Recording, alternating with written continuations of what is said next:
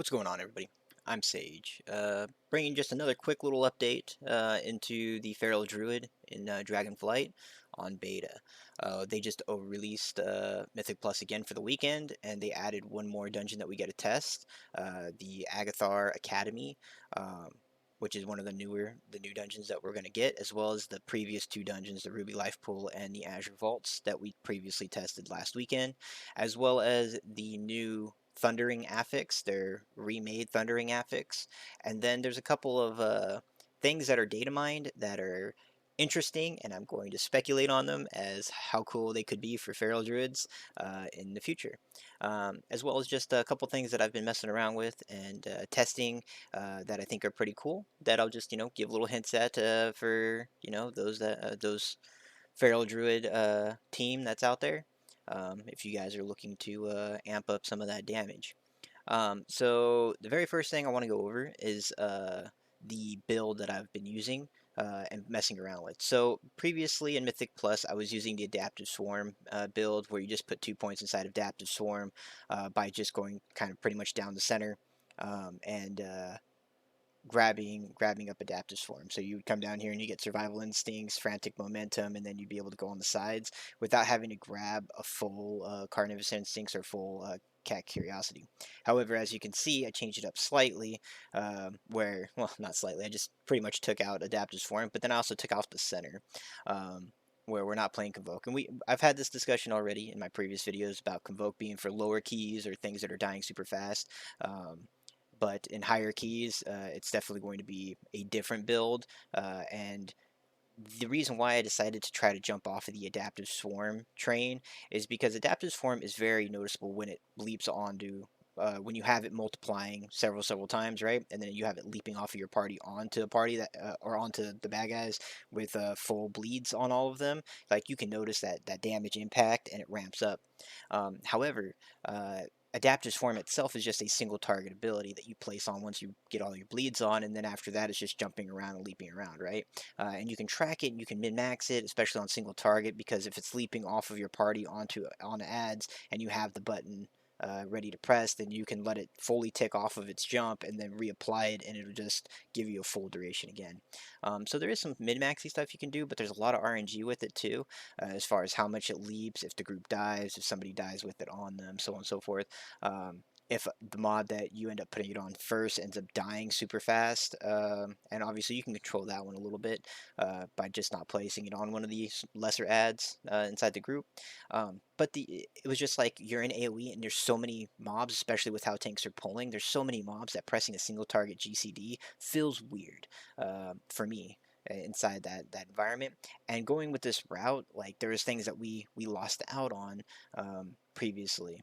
So I decided to change it up and go with what's on the screen. And there's a couple cool factors that I want to, big takeaways that I want to, throw out there.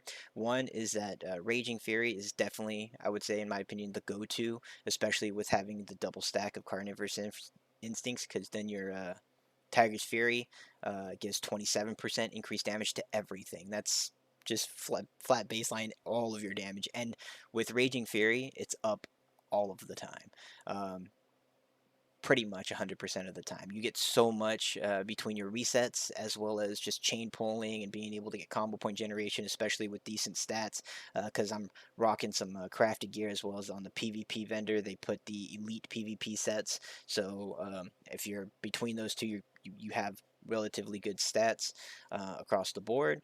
And with good stats and good combo point generation, good energy regeneration, our rotation's pretty solid inside AoE. So in Mythic Plus, it's very solid.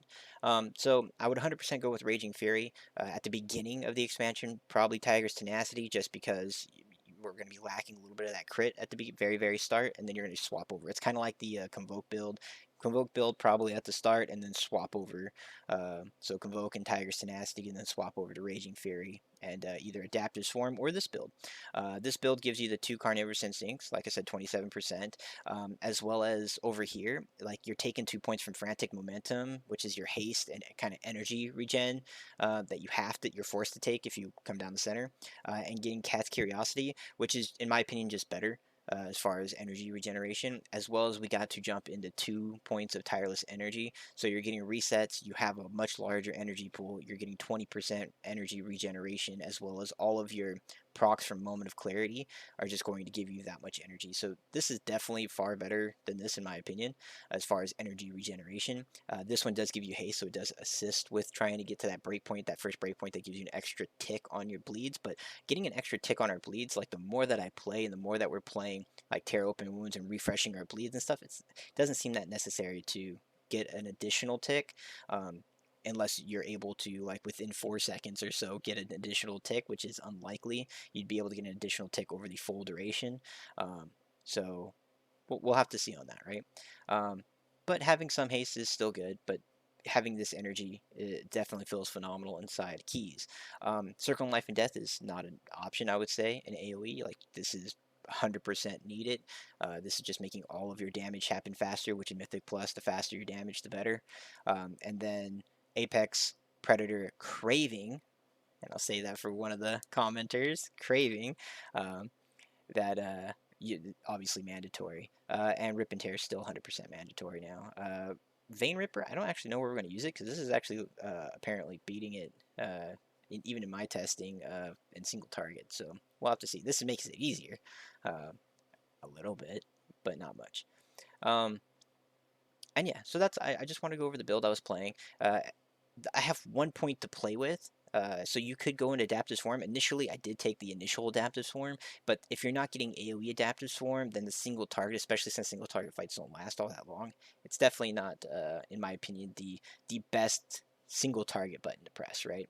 Um, it will be in like long fights, raid fights, like you'll always take this without even taking the Unbridled Swarm, just because that 25 effectiveness is very, very strong. Like, I'm not downing on the 25 effectiveness at all. However, like I said, pressing the one, if you don't have this, then pressing it continuously, like in AoE and stuff, it's just kind of random. You're going to get a little bit of effectiveness out of it, and by the time it's done with the one mob, there's a good chance the group is close to dead. So I went with Feral Frenzy, and Feral Frenzy is very noticeable in single target, especially since you're getting a 27% increase Feral Frenzy, as well as, any buffs that you're rolling with it, right? Because it does put a bleed on there. Bleeds are affected by mastery, so on and so forth. It also gives you 5 combo points, so even in AoE, it's good, because then you could spend all your combo points, press this, immediately get back to 5, and then get your second Primal Wrath out there. Because when you're in a rotation, you're going to build up, right? You're going to rake, thrash, and then swipe to 5 combo points, and then you're going to Primal Wrath. But you want to get that second Primal Wrath out super, super quick, because you want to get the rips, the rip and tear benefit off of everything, as well as you want to get some tear open wounds damage.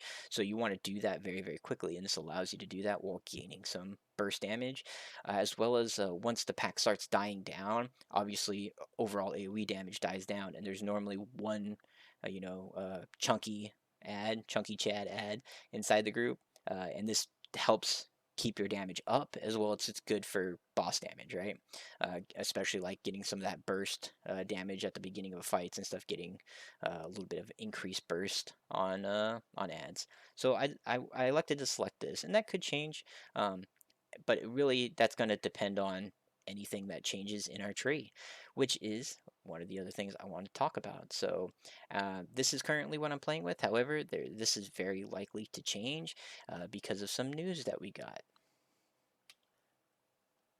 All right, so going over one of the most recent uh, data mine changes that we're getting. This isn't live, obviously, because I just showed you a build that I'm testing on this current Mythic Plus week, but there are some pretty cool things that I think we can speculate and maybe give our opinions. And I've given opinions on some of this in the past, but it's interesting to see that it's placed on here currently, which means that there's very good chance that in the next build or the next little while we'll see some changes inside our tree. So let's go through it. So the first one's Berserk. This is them just adding like fixing up wording, is what it looks like. Same thing with if they change anything with Berserk, they have to change incarnation. But the big thing that we want to jump down here is infected wounds, which is exactly the same. However, we got a talent position has changed. Obviously, inside the game, the talent tree I was just showing you guys, it hasn't changed positions. It's very much in the same position. However, if we were able to change where this position went, I've talked about this in a previous video, like obviously it just swapping places with sudden ambush would be great. Um, but if we were looking at any other places it could go, like I would be perfectly fine with it swapping in several different areas because of how strong it is, because we do get so much bleed damage. I haven't done a single target video, but there are single target builds where Rake, one build where Rake actually beat Rip's damage overall, and then there was a most builds it was, if you add its initial damage and its bleed damage together, then it was doing almost as much as Rip consistently. If you were to take that in single target, which is definitely very strong, right? Um, so like on cleave fights, on uh, single target, I use inside my AoE build, or I use Rake on my AoE build, and it'd be great if we could get to this talent position. So if they, pretty much anywhere they move it, as long as it's not behind another 2-point combo, 2-point talent, would be phenomenal. But if they just swap sudden ambush and I think that would be really great. I do think that that would kill sudden ambush. I've mentioned that before. Um, they could also just like, there's a whole bunch of dead space right where our survival instincts is at. They could 100% just kind of place it right in there, place it next to it, and give us some different pathing down the tree. That'd be really cool too. Then the next one, which you guys can probably see, is Lunar Inspiration. Talent position has changed. This is another one I've 100% talked about. This just moving because it's blocked. It's a single target ability that's blocked behind two AoE abilities, which feels really weird, right? So it could be that they're just swapping these two and that they're going to put Lunar Inspiration where infected wounds is, which is still a win for us, but not completely a win, I guess, because it's going to put Lunar Inspiration off the beaten path a little bit, which might still put it in a poor location if that's where they decide to place it. However, if they put Infected Wounds right next to Double Rate Claw, like that synergy right there is going to 100% be awesome, especially in AoE. Like you will 100% take that in AoE. If it's still 1 point and they put it right there where your path is already next to it, you will always take that because of how strong that is. So I'm excited to see where they're going to swap these things around. Previously, Lunar Inspiration, I wish that they would just swap this with the protective growth talent, which is on the exact opposite side of the tree. If you were just chop the tree in half, um, and if they were to put Lunar Inspiration where Protective Growth is, we already are taking the talent Merciless Strikes that's right above it. Um, and once again, that just like it's an easy pick, especially if single target, because in single target, Merciless Strikes double dips in it because you're going to go Brutal Slash and Shred inside a single target build. So you're already going to take that for single target, and then you can take Lunar Inspiration for that single target damage as well without having to place 2 points inside two AoE spinders. Because currently there are builds out there that are going down to get Moonfire inside the build, which you're burning 2 points into Primal Wrath and into Double Clawed Rake to get the Lunar Inspiration, which feels bad. And that's where the conversation goes, okay, you're spending 2 points to get like an 8% overall damage from Lunar Inspiration. Is there 2 points you could just spin that would just generate 8% damage? And I think kind of, yeah, more than likely. Like eventually, I think we'd figure it out. Um, because there's a lot of different ways we can play single target, which is really cool. I'm hoping some ways don't really make it all the way through. And even if it does, like some of the owl weaving, uh, single target stuff, if it makes it through, it's super low percentage on damage. Um, but there's there's definitely a rotation build that I've played that I don't particularly enjoy because of the owl weaving that's in it. If it was just owl weaving anytime that like you had Tiger's Fury, so you would press Sunfire and then press Tiger's Fury immediately and then you're good to go. That's not that bad. Remembering that is a big thing, especially in the rotation when you're practicing. But I don't think it's nearly that bad. But if it's like you want to owl weave every time that you have just that small gap where you don't have enough energy to press an ability, so you're going to shape shift out, press it, shape shift back in, and hopefully you're not wasting any procs, or you don't get the proc at the moment you do it. But like most of our procs, well, not most of them, all of our procs will last while you shape shift, um, but I don't really want to, I don't want to have to shape shift at all, uh, if if possible, but we'll see. However, back to this, if they put Lunar Inspiration where our Protective Growth is, and then they put Infected Wounds where Lunar Inspiration is, and then if they were to put Protective Growth down there where Infected Wounds is, 100%. That would be there's too many benefits, so I 100% doubt that, right? That they would do that, because that means you'd have to go into sudden ambush twice before you got Protective Growth, and that's just like killing Protective Growth completely. Um, kind of. PvP might take it, but I definitely don't think that we're going to put two into sudden ambush to get Protective Growth at any point in PvE. We're already decently tanky. We're already healing quite a bit. We already have our predatory swiftness, so even with taking survival instincts out, which taking our big main defensive, like feels a little weird, but we do have, we can gain more defensiveness out of our druid side of the tree if we really needed it. However, between Nature's Vigil, Barkskin, and our regrowths, as long as you're mindful about it and just shapeshifting bear, you're pretty darn tanky. As well as Thick Hide, we still get that 6% DR. So those are pretty interesting. Now, those are two that I've actually talked about swapping places before because their positioning really kills the talent because, like I said, Lunar Inspiration behind two AoE talents, and then Infected Wounds is behind a 2 point single target talent because that's, mainly single target. Obviously, it buffing Rake. Rake can goes multi-target with the double clawed rake, but like you'd have to monitor sudden ambush, and it happens so quickly, especially um, you know you'd only ever use it on rake in AoE. So you'd sit there and just wait for it to proc, and you'd be able to use it on rake because you're not going to shred ever on AoE, um, which could be a thing, but it's 2 points, which makes it very expensive. And we want to eliminate how many 2 point things that we take because that's ultimately what's killing the tree or killing our damage because there's so many good things that we have in our tree that we want as many as possible. And taking multiple 2 point nodes is what's sinking some of that damage out, as well as brackets. I would say brackets is another one because we have so many brackets that we have to meet before we can put points anywhere else, which eliminates kind of what you can do. There's a lot of people that are taking off the effects of Berserk, which I've done too, and I've tested around, messing around with them as well. Single target, maybe. Possibly anyway. But like for Mythic Plus, like both of these, you're going to press less than anything else on your tree, really. So it makes sense if you could build, but you have to put so many points going down the tree anyway, which is where it kind of gets iffy because you can build going all the way down. You'd have to take these the 2 points out of Berserk and place them elsewhere. Um, but let's finish the discussion about the talent changes or the data, not the talent changes because we don't know what they are, right? They say talent position has changed on the data mined. The one that I haven't actually thought about changing is Moment of Clarity. This one is another one that got data mined saying that there's a talent position has changed. It's smack dab right below Berserk.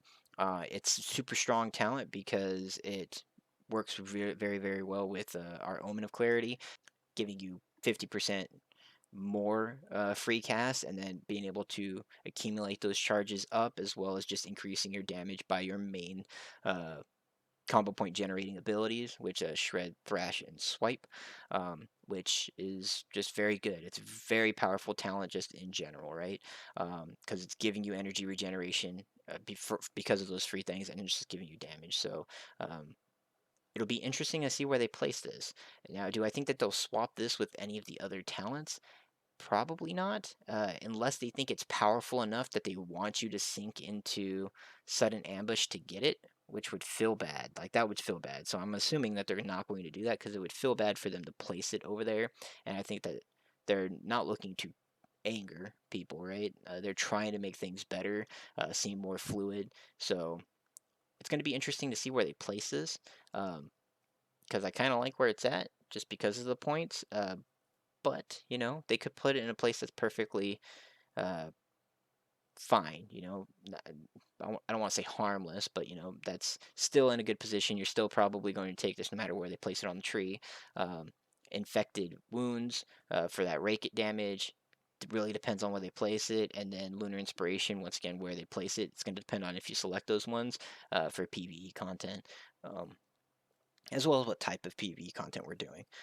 So That's going over Feral and kind of its little changes that are in there, and these aren't once again, these aren't live, so I want to restate, these aren't live, and these are just little things that are inside a data mined build on Wowhead. So if they come into the game, if they don't, they might not. It's cool speculation just because they put that wording on there, which seems like it would make sense if it's changed. Moment of Clarity's been in that spot. Infected Wounds, same thing with Lunar. Like none of them have moved at all since the previous build, so them saying this on it makes me feel like they're definitely going to change, but only time will tell.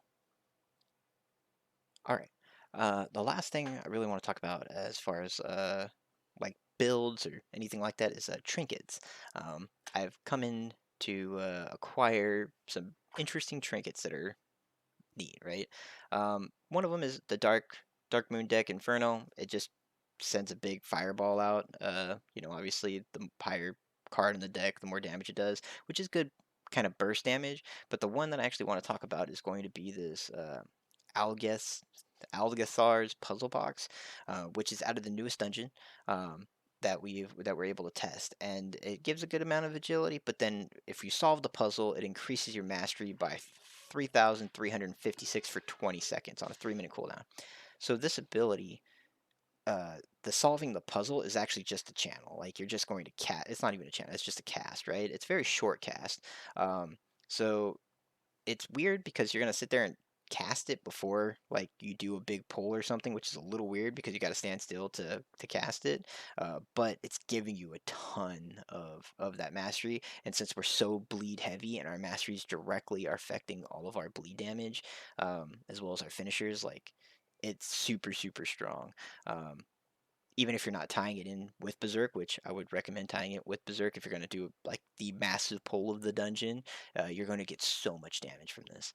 Um, like I said, it's still a little weird to channel it, and I can like kind of show that, like that, boom, that's the channel, and my mastery went up to 73%, 72.9%, and that's a significant amount of mastery.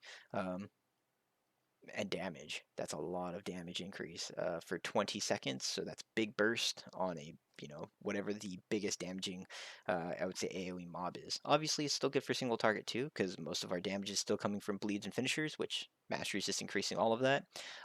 It being 3 minutes and only 20 seconds, there might be something that does overall damage better than it. But I got it. It's new, interesting, and testing it wise, like if you do it on those gigantic pulls, your numbers just go through the roof, which is awesome to see. Um, Now, we started Mythic Plus again, right? And I've tried a new build out, talent build, and even I played the previous build as well inside it, and we seem to just be trucking on people. And I know that there's new people, varying skill levels and stuff like that, but as far as our damage output that we're placing out there, there are some just monster discrepancies between some, which I'm a little scared to kind of show some of the numbers that I've gotten on some of these dungeons comparative to the rest of the group. Um, because I don't want us to get Giga Nerf, because I know that are people that are competitive in damage. There's warlocks, Death Knights, um, monks, hunters. We have a lot of people that are definitely doing competitive damage with us, but at least in my experience, in 10s, 15s, we are very strong, and I don't want them to nerf us on that kind of, you know, information comparative to others, because I don't know how other people are playing. I don't know if they're just looking at like how trinkets are interacting with everybody, so on and so forth. So I'm really hoping that we don't get nerfed over it. But like, there's groups where I'm doing overall damage in the high, I would say like 90k ish range. Well, that same group, everybody else is doing in the range of like 30 or 40k overall, which definitely seems like a big discrepancy. But I'd like to think that's either just because currently I'm giga beefed up on gear, even though we're scaled now in Mythic Plus, you're scaled. Um, but it definitely feels like you know it's scary to think that we'd get nerfed, and I don't want us to get nerfed because we're in a phenomenal place in Mythic Plus. And when you do play, typically in 15s, when you do play with that, that group of veteran players, then you realize that your DPS isn't as far out of the skew as people would think. So I hope we don't get nerfed too much, if we do get nerfed at all. If we don't and it stays like this, then you would definitely see Feral in pretty much the majority of keys, I would think, because we do bring a good amount of utility. We do bring battle res.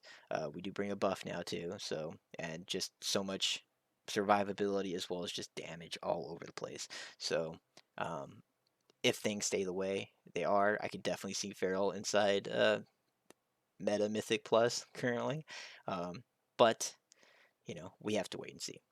The other thing I wanted to talk about is that obviously I'll show this inside one of the videos that is playing, but the new Thundering affix that they've done is pretty much it's going to anytime it triggers, which is just at a certain time interval. When it triggers, it's going to put 4 different buffs across the party members. It's going to be 2 winds and then 2 lightning buffs, and pretty much you just want to make sure that when it's coming out, like the sky will darken, you'll start to see some lightning crackling across the ground and stuff like that. Swirlies still come on the floor, and make sure you don't stand in a swirly, but you want to make sure you spread apart from each other, because as soon as it's activates, it's going to put those buffs on you. You're going to do 15% increased damage, which is great. Gives it a little kiss curse to doing it. However, you have it for 15 seconds, and then after the 15 seconds, you need to meet up with the opposite buff to clear it, or you get stunned for 8 seconds, but you don't just get stunned for 8 seconds. You actually take a massive amount of damage as well. So, like, it's not negotiable to clear it. And there are definitely some bugs with this currently. Issues, I would say, is because if the buffs go out, some of the things I've experienced anyway, if the buff goes out and somebody dies with a buff on them, then they release, then the person that's supposed to clear it with them has no way to clear it. If they die, the buff stays on their body and you can clear it off of their body. But if they, die and release, then you're the person that has the buff that's still inside, that's living, that lived through it, is going to get that stun. Is going to need some pretty big defenses and healing in order to not join them in the afterlife or the walk back. Also, this doesn't have a range on it. It is like dungeon wide, meaning that like if it goes out and half your group is running back to, to where everybody's fighting, it will go on those people that are running back, and it doesn't always give them the opposing buffs so that they can clear it on their walk back. So you're just walking to hopefully be able to survive on the doom walk back to the group, because you're going to get stunned for 8 seconds and you're going to take a massive amount of damage. It's definitely interesting. It's very easy to play with though. Like you can just clear it if you want to. You can clear it super early, and just not worry about the 15% damage buff, or you can try to min max it and just have everybody kind of close in a little bit, and then very quickly change out the damage or change out the marks, um, and clear your stacks once you get to about like 3 seconds remaining on your buff, or your debuff. It's a buff, but it shows up as a debuff. So yeah, it's definitely neat. I think it's a massive improvement over what Thundering was, its previous affix, but I don't think that we are. I don't think it's done yet. Obviously, it needs some tweaks. If it stays this way, that's fine. It gives you a kiss curse. If you do the mechanic right, it's just actually like a kiss ability because you don't really get cursed at all if you do it correctly. It's just a net buff, and it doesn't require any extra time, right? As long as you're not getting stunned, it doesn't require any extra time. So I think it's one of those things that's very rewarding, and it doesn't steal any time from the key whatsoever, as long as you're not, abusing it, or there's not, people aren't just up and releasing and stuff like that if the buff goes out. So I definitely like this way more than the previous iteration of Thundering. However, like I said, if as long as the bugs go away, they kind of make it a little bit smarter as far as how it gives out the buffs. So it doesn't give it to people that are super far away from active combat. And I'm not sure how they would do that, but if they were able to, then that would make it just phenomenally better. And then past that, the new dungeon. I've definitely played the new dungeon in Heroic. Inside Mythic Plus, there's a lot of casting going on. There's a ton of casting, and there's some channels that are happening that are pretty annoying. And then there's rages that I don't know if it's bugged, but you cannot de-enrage the raging flying. They're kind of like dragonflies, and those guys hurt. So you can't de-enrage them, but they show that they have an enraged ability on them. So and we tested this through a hunter and through myself, and neither one of us could take it off. So it would be interesting to see how all of that works out. And yeah, past that, exciting news. Seeing some talent swap around. Let's hope for the best on that. Let's stay strong, and let's hopefully not get nerfed too hard if we do get nerfed at all. Keep our fingers crossed there. And I'm enjoying Pharaoh Druid on in Mythic Plus, and I'm super looking forward to when Dragonflight comes out and we can actually play this on live and start like getting that power actually gained on our characters. Beta testing for me is always fun, but it's always, this is what it could be kind of a thing. And then once you actually get to play it on live, it's like, okay, I actually have tamed this. So um, looking forward to it. And if you guys liked the video, like and subscribe to the channel. If you guys are looking at anything, you guys like the builds, anything else that you think about the builds, any trinkets that you may have gotten that I haven't played around with, let me know. I'd love to be able to test it out and check out some of the stuff myself. And past that, I will see you guys in the next video, and I hope you guys enjoyed. Bye bye.